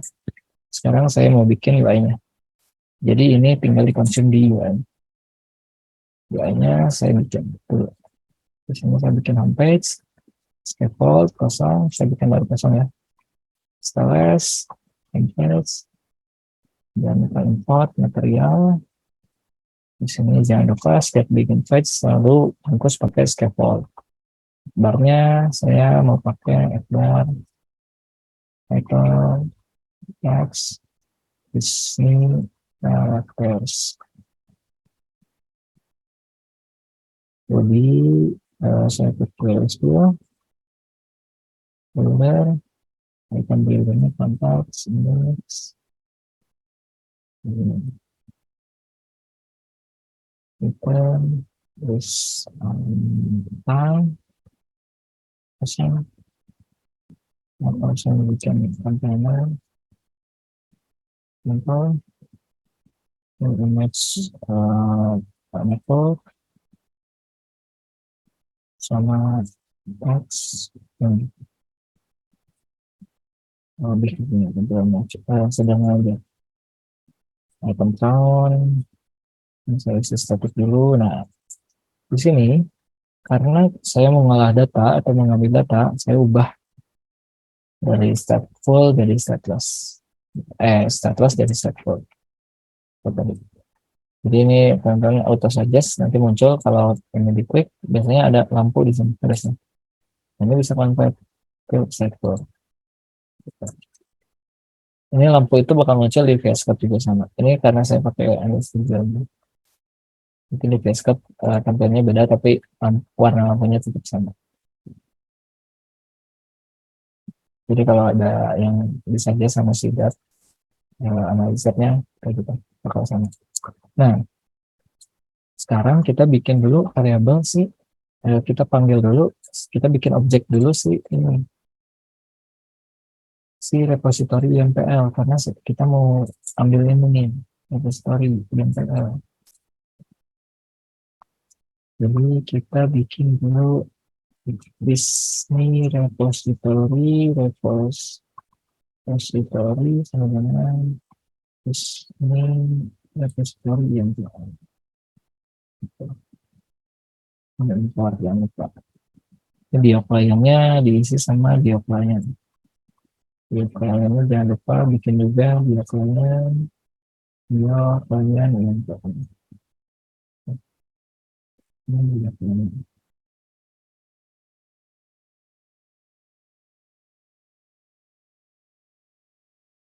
atau langsung kayak gini juga bagus sih. Ya, kita persingkat kode gitu. Oke, sip. Nah, kalau udah gini berarti kita bisa langsung panggil. Nah, kita bikin dulu fungsinya. Get or character tadi returnnya apa? Returnnya list karakter data. Karena di sini saya langsung return datanya nih. Saya cuma butuh datanya aja. Yang lainnya count, page dan lain-lain nggak saya pakai. Jadi saya return ini nih list karakter data. Kenapa ada future di sini? Karena ini prosesnya asinkronus, jadi ada loading dulu. Jadi nggak langsung just dapat gitu. Ada await, ada fungsi await di sini. Jadi nunggu dulu sampai dapat. Kalau itu sukses, langsung kita kirim datanya. Kalau nggak sukses atau ada error, kita kirim list kosong. Gitu. Nah di sini saya mau bikin dulu fungsinya sama persis karakter data. Ya, saya kasih private aja di sini. Saya kasih underscore. Ya, terus ini karakter.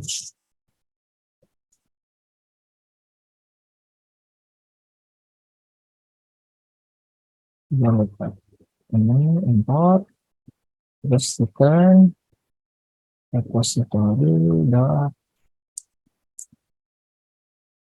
get all character basic. Ini, nah untuk memanggilnya, karena ini feature, Flutter punya widget yang namanya feature builder. Gitu. Jadi kita bungkus ini pakai feature builder. Feature builder. Tipenya apa yang dihasilkan di feature-nya? Karakter data. Hasil feature biasanya kita kasih nama snapshot. Snapshot itu apa? Jadi ini isinya async snapshot. Async snapshot tipenya yang kita definisikan di atas.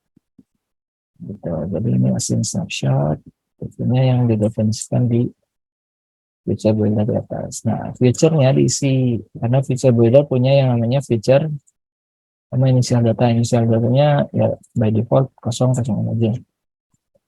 Nah, feature di sini diisi sama fungsi yang tadi. Mau dipanggil aja di sini. Set. Ini udah feature builder. Jadi ini langsung bakal melihat. Ini baru kita isi sama snapshot. Kita bikin dulu list karakter data. Snapshot data. Betul, ini bisa kosong. Jadi kita isi pakai notasi ini. Notasi dat untuk kalau kosong di sini. Jadi ini kalau kita panjangin kayak gini.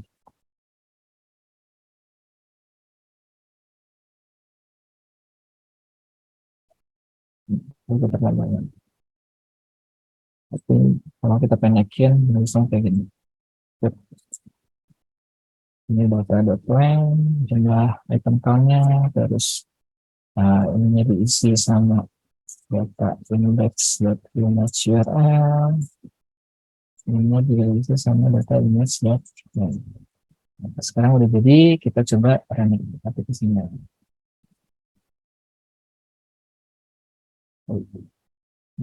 Exit. Saya coba running dulu.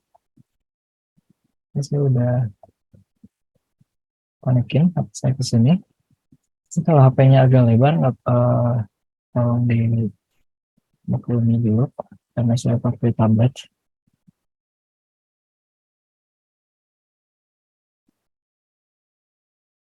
Pada saat dulu.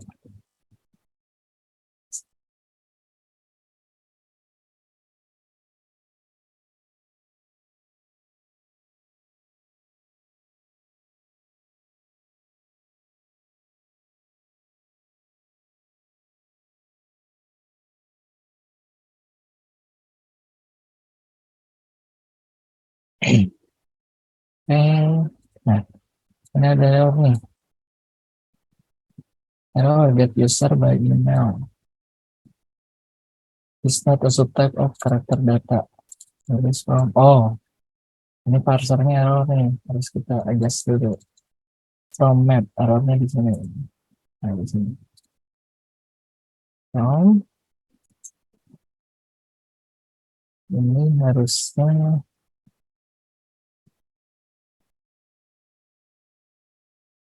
ini dot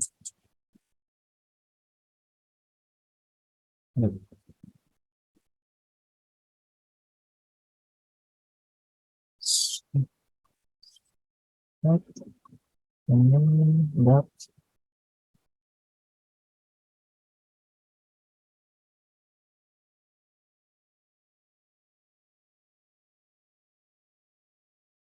record data, record data dot format. Nah, ini kita express, ini adalah terusnya.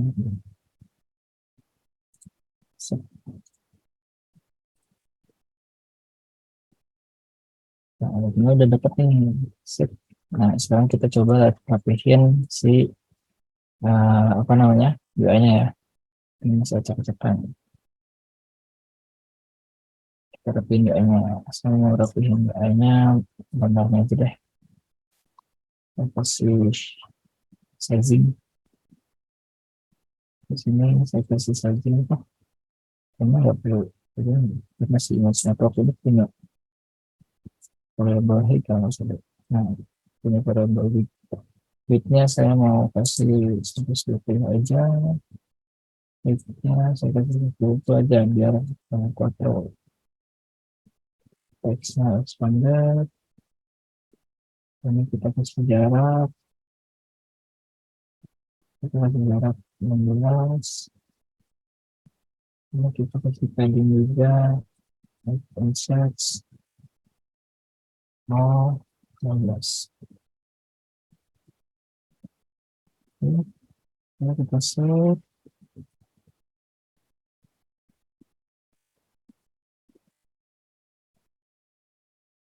Ini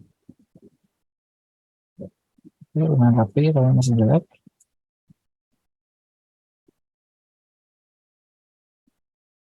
Lumayan rapi, lebih jelek. Nah, ini image-nya biar rata, kita isi fit, lock speed, yo, ini biar isi semua. Gitu. Nah, ini gimana biar ada jarak tulisnya. Jadi faktor juga ada yang namanya widget skill separator. Jadi separator buildernya kita kasih jarak. Jadi separator itu separator atau jarak setiap itemnya. Gitu. Kita kasih jarak size blocks 10 misal. Ya oke lah kayak gini. Nanti teman-teman bisa partition sendiri. Oke, kurang lebih kayak gitu untuk pemanggilan data. Ada yang mau ditanyain? Untuk API. Jadi ini API masih ada materinya. Jadi pekan depan kita masih sedikit belajar API lebih detail. Yang nantinya kita gabung dengan state management. Jadi ini kita nggak pakai feature builder ini karena ini terkesan kotor gitu. Jadi kita panggil datanya masih di UI-nya juga. Terusnya kita pisah pemanggilan datanya jangan di UI. Jadi kita pisah logiknya. Karena ini kode logik nih. Lihat ini kita manggil secara langsung kode logik di UI. Itu nggak terlalu best practice. Masih bisa dilakukan, sangat bisa dilakukan, tapi kalau mau lebih rapi, nanti kita pisah logiknya gitu. Nah, pekan depan atau Kamis besok bisa kita pelajari state management dan kita convert ini ke dalam state management biar lebih rapi, begitu. Oke. Nah, untuk menutup pertemuan ini, saya juga punya tugas buat teman-teman. Jadi teman-teman diminta untuk bikin aplikasi aplikasi buku. Jadi di sini ada 3 API kurang lebih yang teman-teman bakal pakai. Ada get all book kurang lebih kayak gini tampilannya. Get detail book ini kalau diklik nampilin halaman detail dan manggil API ini sama search book. Jadi di sini teman-teman nambahin search atau bagaimana mau nambahin button di sini terus pas diklik ini jadi text field atau search field di sini atau teman-teman mau nambahin di atas listnya mau nambahin search field boleh. Dan setiap search pas pencet enter panggil API gitu. Dan ngefilter si list yang lu tampilkan di sini. Nah, halaman detailnya kurang lebih kayak gini. Jadi teman-teman coba asah latihan buat teman-teman layouting di Flutter. Gitu. Ini saya contoh yang saya kasih lingkaran kuning, oranye. Teman-teman mungkin tahu ini dibangun dengan row gitu ya. Ini dalam satu row. Nah, di dalamnya ada lingkaran hijau lagi. Saya kasih lingkaran hijau. Di sini ini kolom ke bawah. Jadi kolom di dalam row. Gitu. Jadi teman-teman harus membiasakan itu untuk di filter kurang lebih bakal banyak bertemu dengan kombinasi kolom dan row, dengan list, dengan button dan lain-lain. Nah, jadi itu untuk pertemuan kali ini. Mungkin ada tips dari saya. Jadi untuk layouting, teman-teman yang penting fundamental layouting, mau itu Flutter, mau itu front end framework yang lain, itu teman-teman yang penting pelajari gimana caranya membuat list dynamic kayak tadi. Kalau di Flutter pakai list view builder, terus gimana caranya bikin styling padding, terus bikin navigasi kayak gimana, navigasi dengan membawa data, navigasi dengan tidak membawa data kayak gimana, terus navigasi back kayak gimana, kayak gitu. Itu kurang lebih list sama navigasi lah yang penting teman-teman bisa pelajari. Sama form text field. Nanti kita bakal pelajari juga di pertemuan 5 ada form, belajar form teman-teman. Itu mungkin fundamental untuk layouting ya, kurang lebih yang harus teman-teman pelajari. Jadi ini saya coba kembalikan ke baca dulu ya. Untuk pertemuan kali ini udah selesai, kita lanjut di pertemuan selanjutnya. Oh ya, kalau nggak salah kemarin juga ada yang nanya ini ya, unit testing untuk API ya, kalau nggak salah. Jadi mungkin saya bakal selipkan di pertemuan keempat besok Kamis ya. Jadi saya kasih contoh kalau ada waktu mungkin di akhir saya kasih contoh unit testing API karena itu lumayan advance materinya. Jadi mungkin agak sedikit membingungkan nantinya kalau saya kasih sekarang. Jadi teman-teman sekarang pelan-pelan aja dulu belajar API, kurang lebih sekarang nge-get aja, nge-get data, bikin respons. Jadi stepnya kan pertama bikin respons, kedua siapin endpoint-nya apa aja, terus ketiga siapin bio klien bionya untuk helper, untuk get, post, output, atau web page, delete kalau ada. Terus yang keempat, terakhir, siapin repositorinya buat kumpulan dari versi-versi yang dipakai nantinya di sebelum menuju ke UI-nya untuk konsumsi data gitu. Oke. Oh, masih yang tugas kami kemarin ya BMA ya kalau salah. Ya, nggak apa-apa. Sambil pelajari pelajaran buat masih banyak waktu. Kembalikan ke Mbak Caca kalau kita.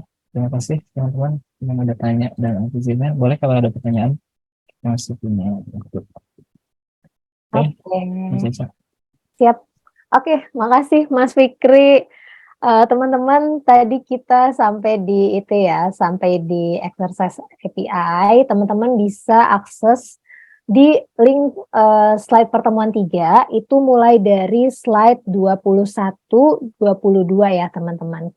Itu teman-teman bisa lihat di situ, bisa coba-coba aja. Kemudian tadi tips and triknya dari Mas Fikri coba diterapin lagi, diasah lagi kemampuan untuk UI-nya, kemudian navigasi, widgetnya segala macam kayak gitu. Kalau teman-teman ada yang mau ditanyakan boleh loh sebelum pertemuan ini berakhir. Tapi sebelum itu tes ombak dulu ya Mas Fikri ya. Teman-teman untuk pertemuan hari ini yang masih loading boleh kasih feature jempol. Oke, ada Mas Asmito, Mas Sigit, Mas Refsi. Oke, ada Mas. Wah, gimana nih? Ada Mas Rafiq, Mas Yusuf juga. Oke, yang punya pertanyaan terkait dengan OOP 1 yang hari ini dipelajari ada? kita cukupkan teman-teman. Mas Sigit kayaknya udah ini banget nih, udah semangat banget lah ya intinya ya. Gak apa-apa teman-teman, jangan khawatir. Oke, teman-teman kita cukupkan boleh. Nah, itu Mas Fikri juga udah kirim link GitHub-nya. Link GitHub teman-teman juga nanti bisa akses di slide welcoming ya teman-teman, di bagian resource project. Itu ada di slide 14 dan juga 13.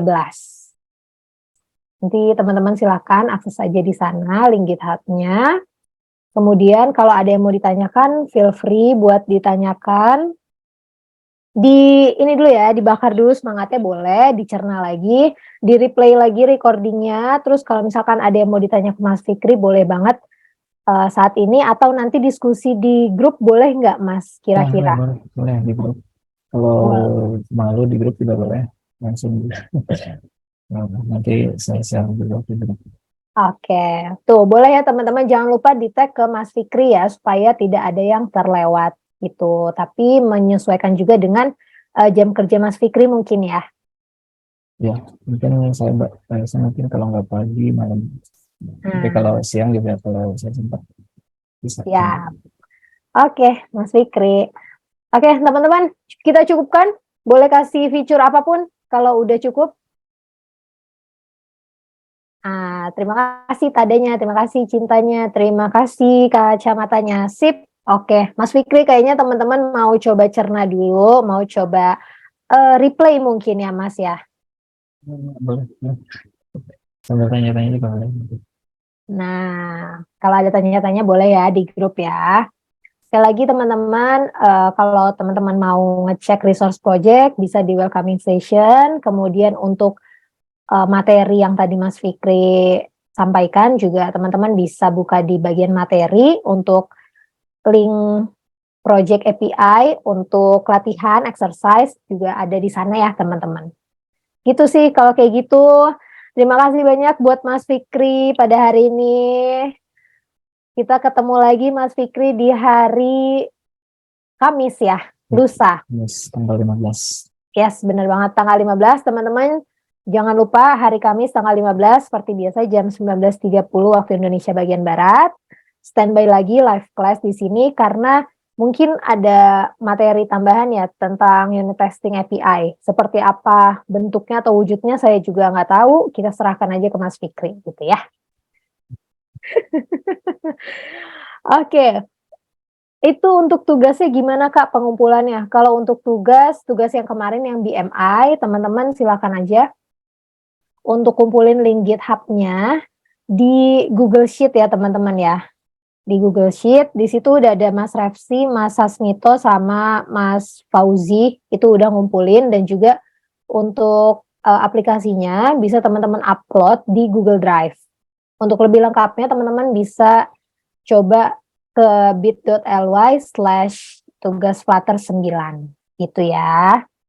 Oh, tugas yang tadi ngumpulinnya di mana? Mas, yang exercise itu dikumpulin atau cuma exercise saja? Dikumpulin juga nanti bakal dibahas mungkin di pertemuan 5 ya atau 6 Kamis depan. Oke, berarti itu masuknya ke tugas 2 ya Mas ya? Ya, masuk ke tugas 2 ya, betul. Yes. Yang Oke, teman-teman itu nanti masuknya ke tugas 2, jadi silakan aja. Di situ juga udah ada ya di Google Sheet-nya tugas 2-nya, nanti dikopas saja. Oke deh. Udah ada pertanyaan lagi? Kita hitung mundur ya. 5, 4, 3, 2, 1. Oke. Teman-teman, terima kasih banyak. Yang bingung dan kayaknya kepalanya hampir copot, nggak apa-apa ditahan dulu aja ya. Kita cerna dulu aja semuanya. Feel free kalau ada yang mau ditanyain ke Mas Fikri. Oke, kalau kayak gitu terima kasih. Mohon maaf kalau ada yang kurang berkenan. Semangat dan juga selamat melanjutkan aktivitas atau beristirahat. Saya akhiri pada malam hari ini. Wassalamualaikum warahmatullahi wabarakatuh. Selamat malam semuanya. Waalaikumsalam warahmatullahi wabarakatuh. Malam Kak. Ya, malam. Mas Fikri, terima kasih ya Mas. Saya izin untuk end meeting teman-teman dan Mas Fikri semuanya. Recording stopped.